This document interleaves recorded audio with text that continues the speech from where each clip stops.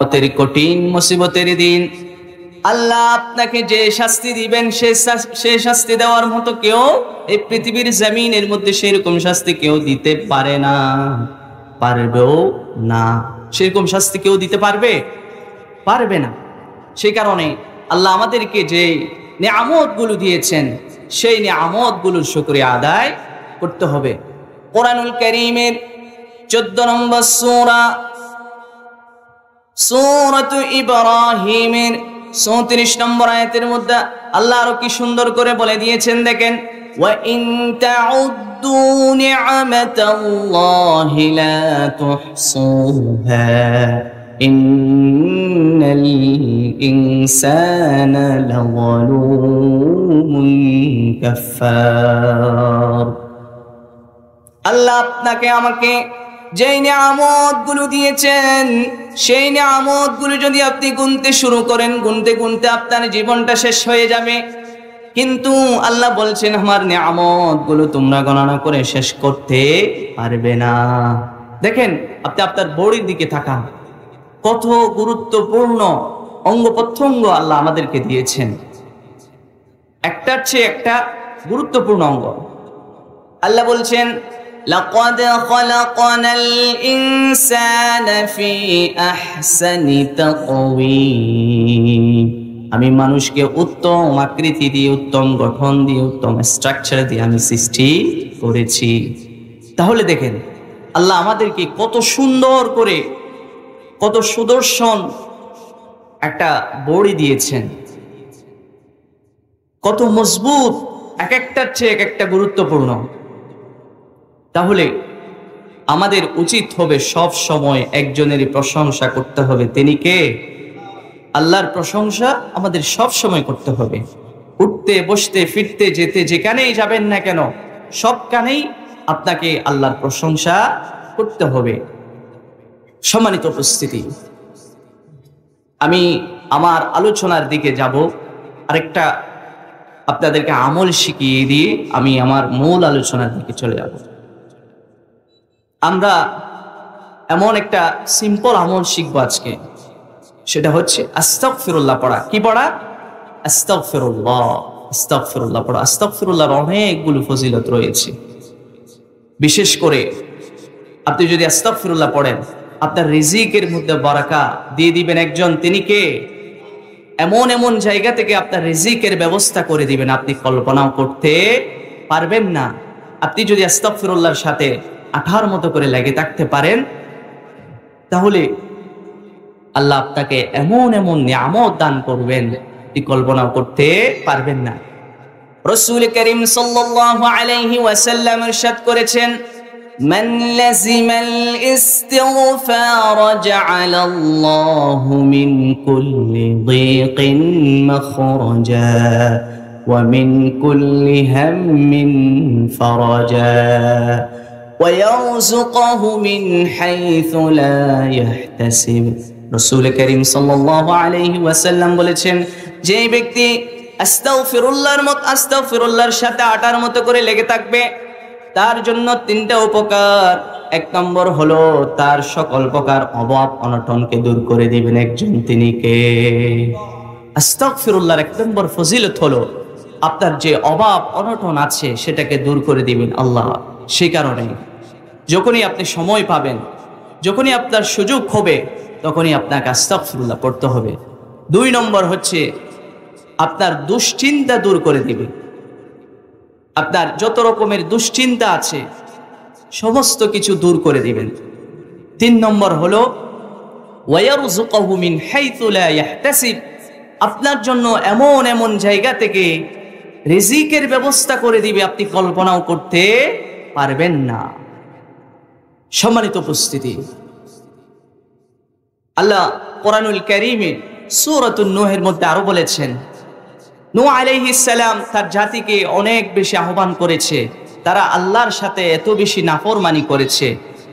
নূহ আলাইহিস সালাম তার সম্প্রদায়কে দিনে রাতে গোপনে প্রকাশ্যে সব সময় তিনি দাওয়াত দিয়েছেন, কিন্তু তার দাওয়াত অনেকে গ্রহণ করেছে আর অনেকে গ্রহণ করে নাই।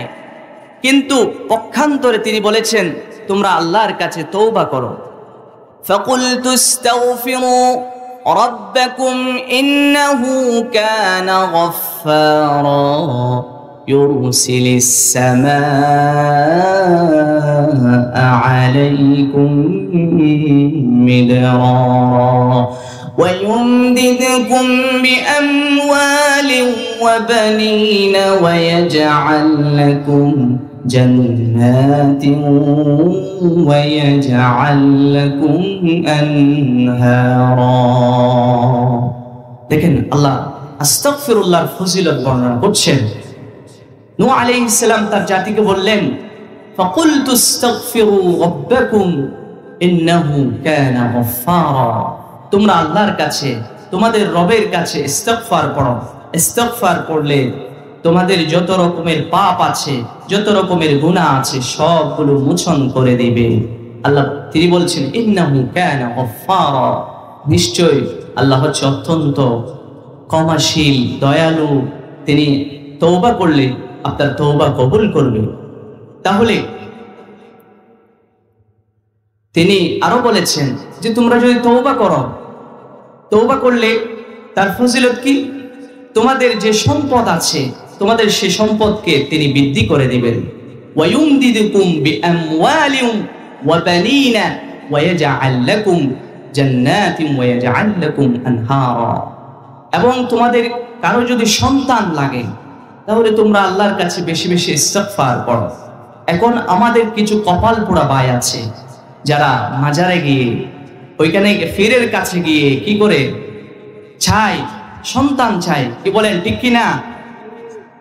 আপনি অনেক জায়গায় দেখবেন, বিশেষ করে চিটাগাংয়ের দিকে, তারা আল্লাহর কাছে না গিয়ে তারা মাজারে গিয়ে সন্তান চায়, কি বলেন ঠিক কিনা? সেরকম ডাকাত আমাদের দেশে আছে কি আছে না? আছে।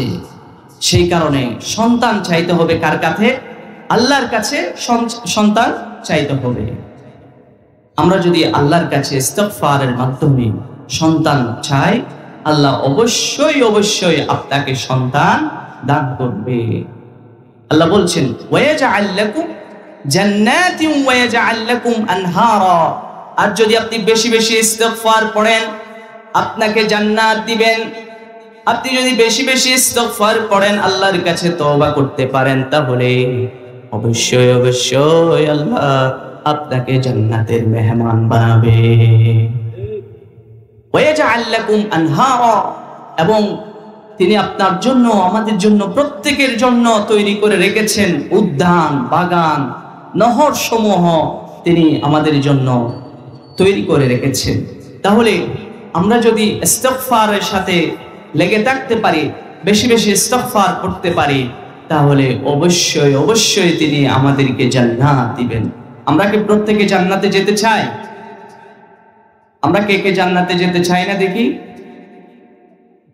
কষ্ট মনে হয় একটু আনকমন হয়ে গেছে। তাহলে আমরা প্রত্যেকে চাই জান্নাতে যেতে, কিন্তু কেউ জাহান্নামে যেতে চাই না। কিন্তু জাহান্নামে যেতে না চাইলে কি হবে? কিন্তু আমরা জান্নাতমুখী আমল করতে পারি না। আমাদেরকে জান্নাতমুখী আমল করতে হবে। সম্মানিত উপস্থিতি, আমি আপনাদের সামনে কোরআনুল কারীমের 23 নম্বর সূরা সূরাতুল মুমিনুনের 11টি আয়াত তেলাওয়াত করেছি। আজকে এই আয়াতগুলোকে সামনে রেখে আপনাদের সামনে কোরআন থেকে হাদিস থেকে কিছু কথা বলবার চেষ্টা করব ইনশাআল্লাহ। তাহলে চলুন বেশি কথা না বলেই আমরা আমাদের মূল আলোচনার দিকে চলে যাই। Today I will discuss about an important topics, those who will enter in the Jannatul Firdaus. It has 8 qualification. আজকে আমরা আলোচনা করব জান্নাতুল ফেরদাউসে যারা যাবে তাদের বৈশিষ্ট্য সম্পর্কে। তাদের বৈশিষ্ট্য হলো 8টি। এই 8টি বৈশিষ্ট্য কেউ যদি ধারণ করতে পারে, লালন করতে পারে, পালন করতে পারে, তাহলে অবশ্যই অবশ্যই আল্লাহ বলেছেন সে ব্যক্তি জান্নাতুল ফেরদাউসের মেহমান হবে। তাহলে চলুন বেশি কথা না বলেই আমরা আমাদের মূল আলোচনার দিকে চলে যাই। সম্মানিত উপস্থিতি, আল্লাহ বলেছেন ক্বাদ আফলাহাল মুমিনুন, মুমিন যারা তারা সফল কাম হয়েছে। মুমিন যারা তারা সফলকাম হয়েছে। আপনি মুসলমান ঘরের মধ্যে জন্মগ্রহণ করলে কি মুমিন হতে পারবেন? কথা বলেন না। আপনাকে মুমিন হতে হবে, আপনাকে পরহেজগার হতে হবে, আল্লাহওয়ালা হতে হবে, তাকওয়াবান হতে হবে। জান্নাতুল ফিরদাউসে কেউ যদি যেতে চায়, তার 1 নম্বর বৈশিষ্ট্য হলো সে ব্যক্তি ঈমানদার হবে। কি হবে? ঈমানদার হবে। সে ব্যক্তি ঈমানদার হবে। আপনি মুসলমানের ঘরের মধ্যে জন্মগ্রহণ করলে যেমনি ভাবে মুসলমান হয়েছেন, ঠিক তদ্রূপ ভাবে মুসলমান হওয়ার পরেও আপনাকে কিছু নিয়ম কানুন মেনে চলে আপনাকে মুমিন হতে হবে, ঈমানদার হতে হবে।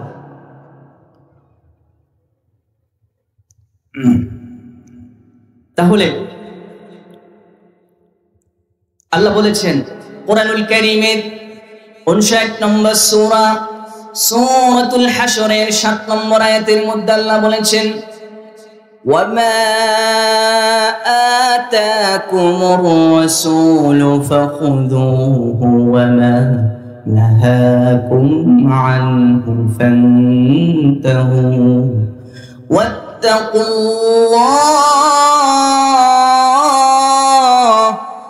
ইন্নাল্লাহা শাদীদুল ইকাব।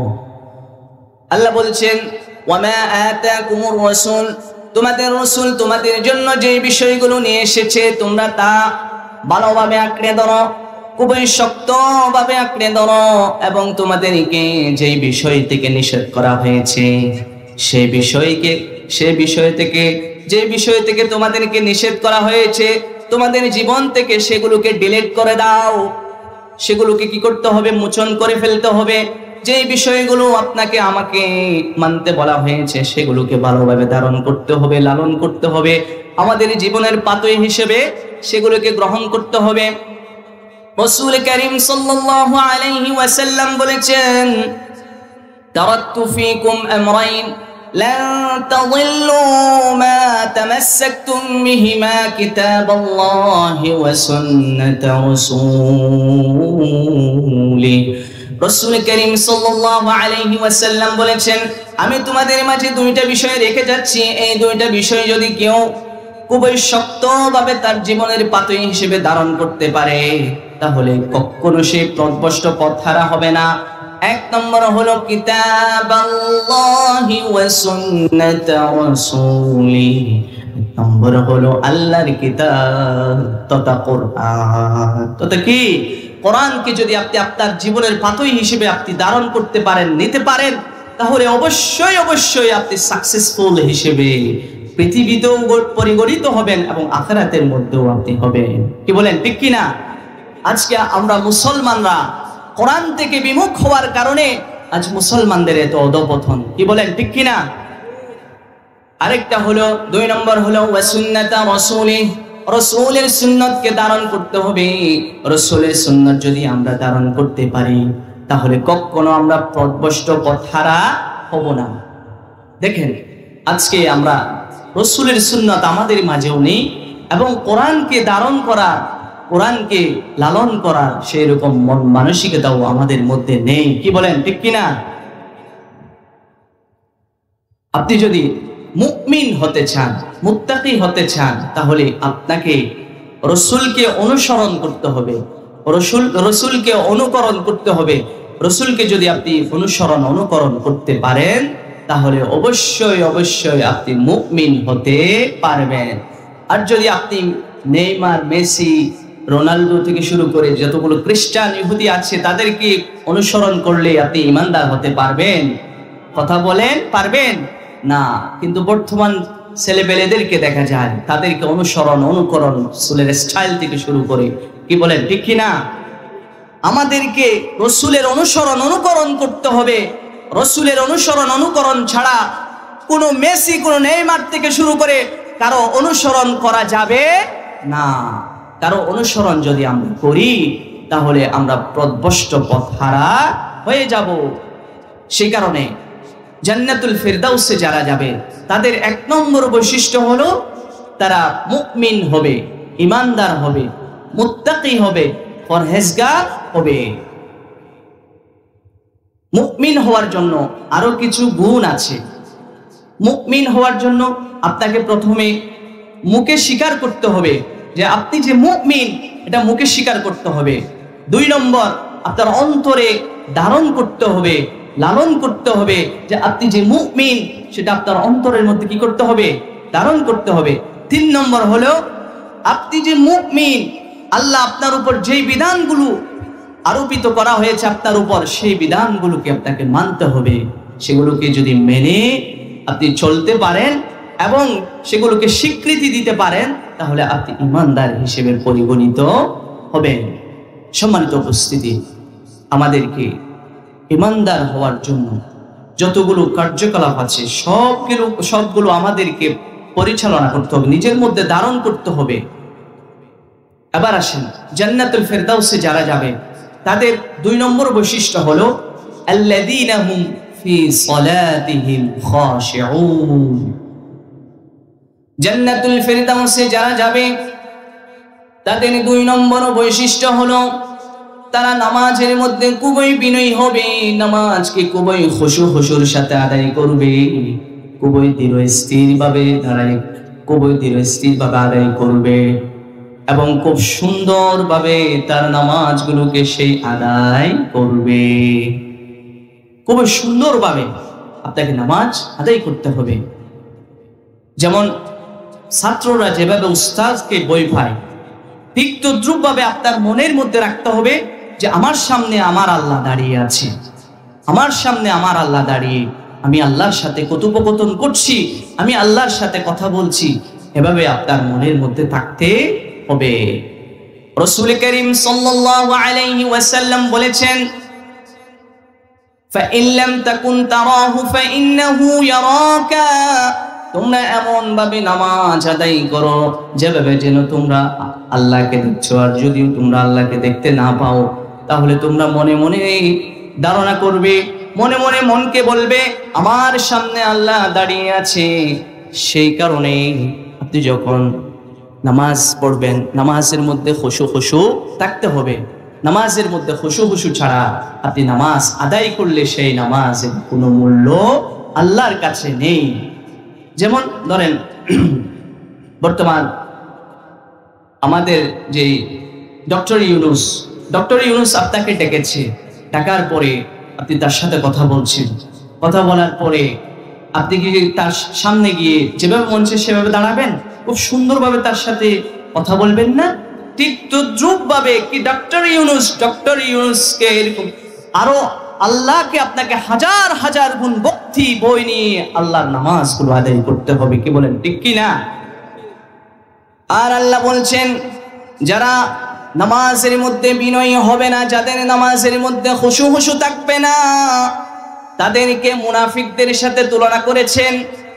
কুরআনুল কারীমের 4 নম্বর সূরা সূরাতুন নিসায়ের 142 নম্বর আয়াতের মধ্যে আল্লাহ বলছেন, ইন্নাল মুনাফিকিনা ইউখাদিউনা আল্লাহ ওয়া হুয়া খাদিউহুম ওয়া ইযা ক্বামু ইলাস সালাতি ক্বামু কুসালা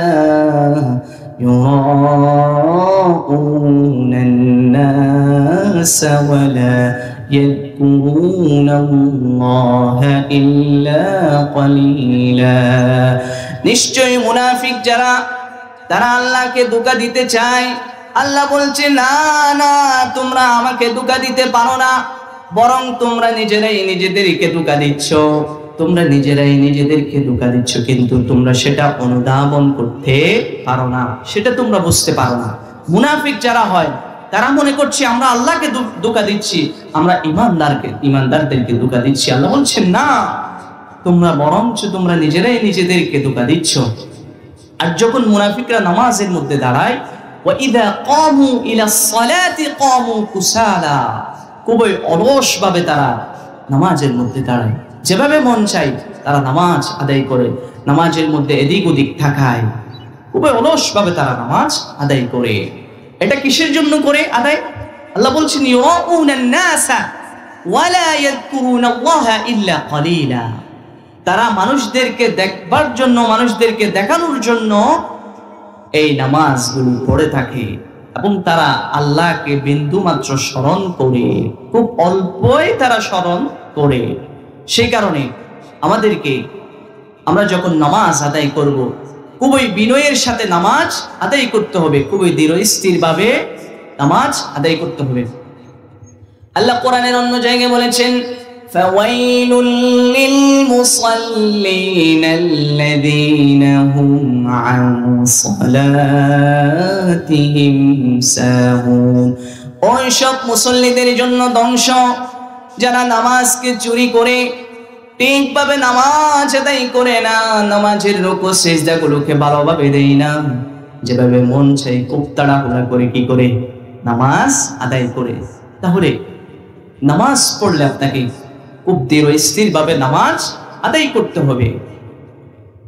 তাহলে জান্নাতুল ফেরদাউসে যারা যাবে তাদের 2 নম্বর বৈশিষ্ট্য হলো তারা নামাজের মধ্যে খুবই বিনয়ী হবে। আমি আপনাদেরকে মাঝে মধ্যে প্রশ্ন করব, আমি যে আলোচনাগুলো করছি সেগুলো আমি আপনাদেরকে মাঝে মধ্যে প্রশ্ন করব, জিজ্ঞেস করব যে আপনাদের কতটুকু মনে আছে। আমি আজকে আপনাদের সামনে যতটুকু পারি এমনি 8টা পয়েন্ট নিয়ে আপনাদের সামনে উপস্থিত হয়েছি। তার মধ্যে যদি আমি কয়েকটা পয়েন্ট বলতে পারি তাহলে বলবো, যতটুকু সময় হয় ততটুকু বলবো ইনশাআল্লাহ। তাহলে জান্নাতুল ফেরদাউসে যারা যাবে তাদের 2 নম্বর বৈশিষ্ট্য হলো তারা নামাজের মধ্যে খুবই বিনয়ী হবে, খুবই স্লোলি আস্তে আস্তে তারা নামাজ আদায় করবে। 3 নম্বর হলো ওয়াল্লাযীনা হুম আনিল লাগওয়ি মুরিদুন। জান্নাতুল ফেরদাউসে যারা যাবে তাদের 3 নম্বর বৈশিষ্ট্য হলো তারা অযথা কোনো কথাবার্তা, অযথা কোনো কাজ করবে না। জান্নাতুল ফেরদাউসে যারা যাবে তাদের 3 নম্বর বৈশিষ্ট্য হলো তারা অযথা কোনো কথাবার্তা, কোনো কাজ করবে না। কিন্তু আমাদের বর্তমানে যে ইয়ং ছেলেপেলেরা আছে তারা তাদের মনে যা চায় তাই করে না। আল্লাহ বলছেন, আপনি যদি জান্নাতুল ফেরদাউসের মেহমান হতে চান, জান্নাতুল ফেরদাউসের অতিথি হতে চান, তাহলে আপনাকে যেভাবে মন চাই সেভাবে আপনি চলতে পারবেন না। কোরআন মতো, রসুলের সুন্নাহ মতো, রসুলের তরিকা মতো, রসুলের পদ্ধতি মতো আপনাকে চলতে হবে। তাহলে আমরা যেভাবে মন চাই সেভাবে কি করি? কথাবার্তা বলি। যেভাবে মন চাই সেভাবে আমরা কথাবার্তা বলা যাবে না। কোরআনুল কারীমের 50 নম্বর সূরা, সূরাতুল কাফের 18 নম্বর আয়াতের মধ্যে আল্লাহ কি সুন্দর করে জানিয়ে দিচ্ছেন, দেখেন, মা ইয়ালফিযু মিন কওলিন ইল্লা লাদাইহি রাকীবুন আতীদ। তোমরা মুখ দিয়ে, জিহ্বা দিয়ে যে কথাগুলো বলো, সেই কথাগুলো রেকর্ড করার জন্য আমি একজন ফেরেশতা সর্বদা নিযুক্ত করে দিয়েছি, নিয়োগ করে দিয়েছি। তাহলে আপনি, আমি যে কথাগুলো বলছি সব কথাগুলো লিপিবদ্ধ করার জন্য, রেকর্ড করার জন্য আল্লাহ একজন ফেরেশতা সর্বদা নিযুক্ত করে দিয়েছেন। সেই কারণে যেভাবে মন চায় সেভাবে আপনি কথা বলতে পারবেন না। যেভাবে মন চায় সেভাবে আপনি কথা বলতে পারবেন না। রাসূল করিম সাল্লাল্লাহু আলাইহি ওয়াসাল্লাম ইরশাদ করেছেন, যেই ব্যক্তি আমাকে 2টা ব্যাপারে সার্টিফিকেট দিতে পারবে, আমি তার জন্য জান্নাতের জিম্মাদারির দায়িত্ব নিয়ে নিব। রাসূল করিম সাল্লাল্লাহু আলাইহি ওয়াসাল্লাম বলেছেন, মান ইয়াতমাল্লি ওয়া মা বাইনা লিহইহি ওয়া মা বাইনা রিজলাইহি আদমান লাহুল জান্নাহ। যে ব্যক্তি আমাকে 2টা ব্যাপারে সার্টিফিকেট দিতে পারবে তার জন্য আমি জান্নাতের জিম্মাদারির দায়িত্ব নিয়ে নিয়েছি। 1 নম্বর হচ্ছে যে ব্যক্তি জিহ্বার হেফাজত করতে পারবে। 2 নম্বর হচ্ছে যে ব্যক্তি লজ্জাস্থানের হেফাজত করতে পারবে। এই 2 শ্রেণীর ব্যক্তিকে আল্লাহর রাসূল তার জন্য জান্নাতের জিম্মাদারির দায়িত্ব নিয়েছেন। সে কারণে যেভাবে মন চায় সেভাবে কথাবার্তা বলা যাবে না। বর্তমান সময়ে আমাদের এই দেশে আজ একটা মহামারী আকার ধারণ করেছে। গীবত এটা একটা মহামারী আকারে ধারণ করেছে, মহামারী আকার ধারণ করেছে। যেখানে যাবেন সেখানে গীবত বলে একজন আরেকজনের পরনিন্দা করে, পরচর্চা করছে। প্রত্যেকটা দোকানের মধ্যে দেখবেন রাসূল করিম সাল্লাল্লাহু আলাইহি ওয়াসাল্লাম এই গীবত থেকে আমাদেরকে নিষেধ করেছেন। গীবত থেকে বাঁচার জন্য আমাদেরকে বলেছেন। রাসূল করিম সাল্লাল্লাহু আলাইহি ওয়াসাল্লামের স্ত্রী হযরত আয়েশা রাদিয়াল্লাহু তাআলা আনহা একদিন রাসূল করিম সাল্লাল্লাহু আলাইহি ওয়াসাল্লামের আরেকজন স্ত্রী সফিয়া রাদিয়াল্লাহু তাআলা আনহা সম্পর্কে শুধুমাত্র একটা কথা বলেছেন, হাসবুকা মিন সফিয়াতা কাযা ওয়া কাযা। قال تعني مسدد لقد قلت كلمة لو مزجت بماء البحر لمزجته। হে আল্লাহর রাসূল, আপনি সফিয়াকে এত ভালোবাসেন কেন? তিনি তো একটু খাটো। সফিয়া রাদিয়াল্লাহু তাআলা আনহা ছিলেন একটু খাটো টাইপের। তখন আয়েশা রাদিয়াল্লাহু তাআলা আনহা বলছেন যে আপনি সফিয়া রাদিয়াল্লাহু তাআলা আনহাকে এত ভালোবাসেন কেন? তখন রাসূল করিম সাল্লাল্লাহু আলাইহি ওয়াসাল্লাম বলেছেন, লাকাদ কুলতি কালিমাতান লাউ মুজিজাত বিমাইল বাহরি লামাজাজাতু। তুমি এমন একটা শব্দ চয়ন করেছো, এমন একটা শব্দ তুমি উচ্চারণ করেছো, যে শব্দটাকে যদি তুমি সমুদ্রের মধ্যে ফেলে দাও তাহলে সমগ্র সমুদ্রের পানিকে মুহূর্তের মধ্যে বিনষ্ট করে দিবে। নাউযুবিল্লাহ বলবেন না? তাহলে দেখেন আজ আমাদের সমাজের চারিদিকে এই গীবত ছড়িয়ে পড়ছে। এই মুখ দিয়ে আমরা মজা নিচ্ছি, কি বলেন? ঠিক কি না? সবচেয়ে বেশি মজা পাই গীবত করলে, কি বলেন? এই সমাজে মনে হয় নাই, আছে আপনাদের এখানে? দেখবেন সব জায়গায় এই ভাইরাস ছড়িয়ে পড়েছে। শুধু আপনাদের এলাকা না, সারা বাংলাদেশে এই ভাইরাস ছড়িয়ে আছে। আজ এটা মহামারী আকারে ধারণ করেছে। এটা আমি বলবো মহামারী আকারের চেয়ে আরো বেশি জঘন্যতম। রাসূল করিম সাল্লাল্লাহু আলাইহি ওয়াসাল্লাম বলেছেন, যেই ব্যক্তি গীবত করবে সেই যেন তার আপন ভাইয়ের গোশত খেলো, তার মৃত ভাইয়ের গোশত সেই ভক্ষণ করলো।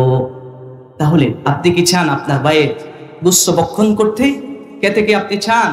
না, আমরা কেউ চাই না। আল্লাহ সেটাও বলে দিয়েছেন, ইয়া আইয়ুহাল্লাযীনা আমানু ইজতানিবু كثيرا من الظن إن بعض الظن إثم ولا تجسسوا ولا يغتب بعضكم بعضا أيحب أحدكم أن يأكل لحم أخيه ميتا فكرهتموه واتقوا الله إن الله شديد العقاب ولا يغتب بعضكم بعضا। তোমরা একে অপরকে গীবত করিও না, তাদের দুষ্টুটিগুলোকে বর্ণনা করিও না।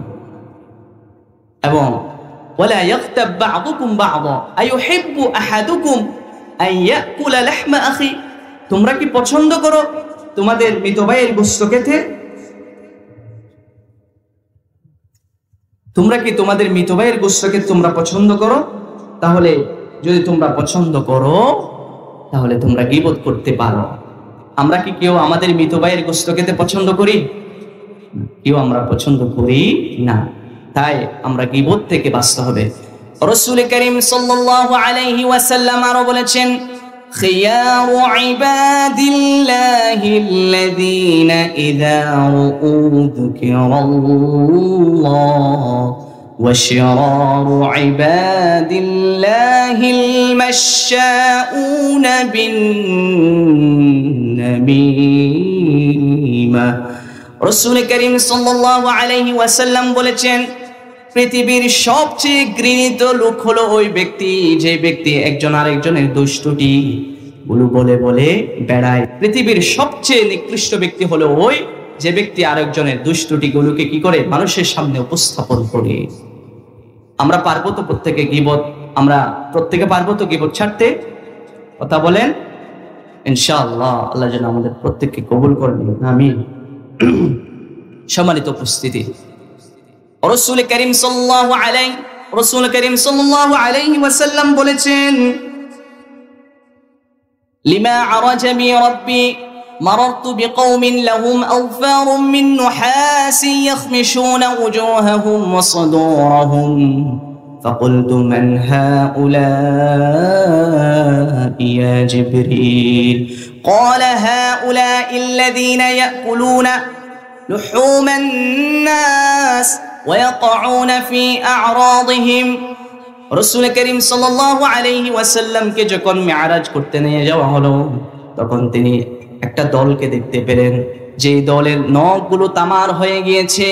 ওই তামার নখ দিয়ে তাদের মুখ এবং বুকের মধ্যে যে গোশতগুলো আছে সেগুলোকে তারা আছড় মেরে সেগুলো গোশতগুলো খেয়ে ফেলছে, ভক্ষণ করছে। তখন আল্লাহর রাসূল বললেন, হে জিবরিল, এগুলো কারা? তখন জিবরাইল আলাইহিস সালাম বললেন, এগুলো হলো আপনার উম্মতের ওই সমস্ত লোকেরা যারা পৃথিবী থাকতে মানুষের মান সম্মান নিয়ে ছিনিমিনি খেলতো, মানুষের পিছনে পিছনে তাদের দোষগুলোকে বর্ণনা করত। সেই কারণে আমরা যদি মানুষের দুষ্টুটিগুলোকে বর্ণনা করি তাহলে আমাদের জন্য সেই রকম জাহান্নামের ব্যবস্থা করে রেখেছেন একজন, তিনি কে? সেই কারণে আমরা প্রত্যেকে তো জান্নাতে যেতে চাই। আমরা যদি জান্নাতে যেতে চাই তাহলে এই বদভ্যাসগুলো আমাদের থেকে ফেলে দিতে হবে। সম্মানিত উপস্থিতি, আজকে আমি যে আলোচনাগুলো করলাম সর্বপ্রথম আমাকে আমল করার তৌফিক দান করুক এবং আপনারা যারা শুনেছেন প্রত্যেককে আমল করার তৌফিক দান করুক। সকলে বলি আমিন। ওয়া আখিরু দাওয়ানা আনিল হামদুলিল্লাহি রাব্বিল আলামিন। আসসালামু আলাইকুম ওয়া রাহমাতুল্লাহি ওয়া বারাকাতুহু।